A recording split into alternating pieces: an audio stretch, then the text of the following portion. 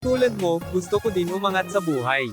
Kaya ginagawaan ko ng paraan para maabot at ginagawa ko sa paraang alam ko, basta sa tingin mo wala kang nasasaktaang tao, magpatuloy ka lang kapatid. Bawal muna tayong tamarin. Kasi madami pang bayarin. Muli ako po si John Paul Malabanan.